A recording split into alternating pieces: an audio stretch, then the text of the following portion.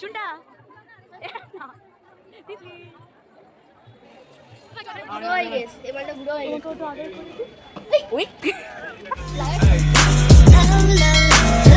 Hello everyone, welcome to my another new blog. আজ 15 November, ঘড়িতে এখন প্রায় বাজে 4:30। তো তোমরা তো দেখে বুঝতেই পারছো আকাশে কিন্তু এখনো ভোরের আলোটা ফোটেনি। আজকের ব্লগটা এখান থেকে শুরু করছি, কারণ আজ আমরা যাব মায়াপুর। বেশ অনেক বছর ধরে আমাদের 4 বান্ধবীর ইচ্ছে ছিল একসাথে ঘুরতে যাওয়ার, কিন্তু কোনো মতেই সেটা পূরণ হচ্ছিল না। আজ কিন্তু আমরা ফাইনালি যাচ্ছি, আর এবার কিন্তু আমার সাথে আমার দিদির ছেলেও যাচ্ছে। তো চলো তোমরা আজকের ব্লগটা পুরোটা দেখতে থাকো, আশা করছি তোমাদের ভালো লাগবে। যেহেতু পরদিন অনেক সকাল সকালে কিন্তু আমাদের বাড়ি থেকে বেরোনোর কথা ছিল, তাই আগের দিন রাতে আমি ব্যাগের মধ্যে কিছু চিপস, ফল এগুলোকে ভরে রেখেছিলাম। পরদিন 5:30টার সময় কিন্তু বেরিয়ে পড়েছিলাম স্টেশনের উদ্দেশ্যে। সেখান থেকে রানাঘাট লোকাল ধরে পৌঁছে গেলাম রানাঘাটে।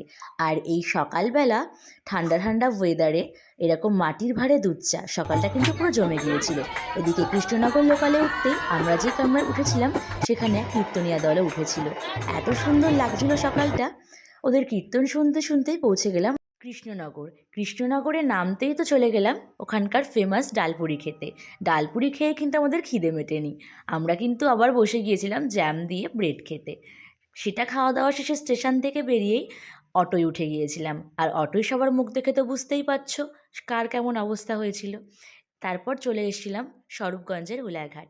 ঘাট পার হয়ে কিন্তু পৌঁছে গেলাম আমাদের ডেস্টিনেশন মায়াপুর।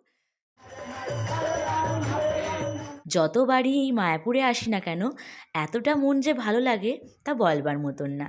আর এই দেখো, তা ওদের মুখ দেখলেই কিন্তু বোঝা যাচ্ছে। আর সবাইকে দেখানোর পর আমিও চলে গেলাম। বাড়ি থেকে আসার সময় তো সবাই বলেই দিয়েছিল প্রথমেই কিন্তু আগে প্রসাদের কুপনটা কেটে নিই। যে দেখছো অখণ্ড হরিনাম সংকীর্তন, ওখানে কিন্তু সব সময়েই কিন্তু নাম সংকীর্তন হয়। তোমরা যারা মায়াপুরে এসছো তারা নিশ্চয়ই দেখেছো। তারপর বান্ধবীরা মিলে একটু ফটো তুলছিলাম, রিলস করছিলাম।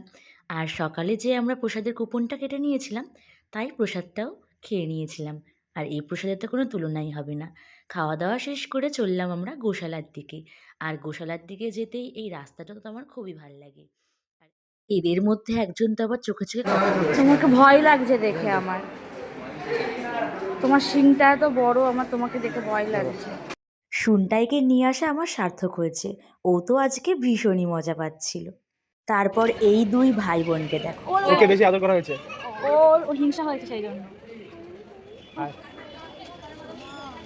বলতে গৌড়া এক নেত্রী না দু নেত্রী।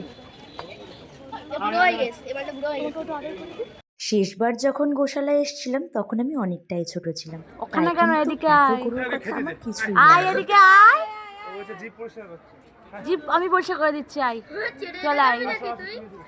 সেই সকাল থেকে তো আমরা খেতেই আছি, আবার খেয়ে নিলাম ইডলি আর ধোসা। শেষবার যখন মায়াপুর এসেছিলাম তখন কিন্তু এই নতুন চন্দ্রোদয় মন্দির তৈরি হচ্ছিল। এখনও কিন্তু বেশ কিছুটা কাজ বাকি রয়েছে মন্দিরের। তবু এবার কিন্তু আমরা মন্দিরের ভেতর ঢুকতে পেরেছিলাম। আর ভেতরটা যে এত সুন্দর, আমি শুধু এটাই ভাবছিলাম যখন পুরো মন্দিরটা কমপ্লিট হবে তখন না জানি কত ভালো লাগবে দেখতে। আর এখান থেকে এই ভিউটাকে দেখো, জাস্ট অপূর্ব পুরো। আর নিচে নেমে আসতেই দেখলাম বিকেলবেলা কীর্তন শুনে কিন্তু বেরিয়ে পড়েছিলাম, যেহেতু অনেকটাই সন্ধে হয়ে গিয়েছিল। আর কি যুদ্ধ করে যে আমরা আজ এই ট্রেনটা ধরেছিলাম সেটা আমরাই জানি, না হলে এরপর কিন্তু 1 ঘন্টা পর আবার ট্রেন ছিল। তো যাই হোক, আজকের দিনটা কিন্তু খুব ভালো কেটেছিল। এরকম কিছু অ্যাডভেঞ্চারাস মুহূর্ত না ঘটলে কি আর দিনটা স্মরণীয় মনে হয়? তাহলে আজকের ব্লগটা এই পর্যন্তই। ভিডিওটা কেমন লাগলো কমেন্টে কিন্তু অবশ্যই জানিও। Till then tata.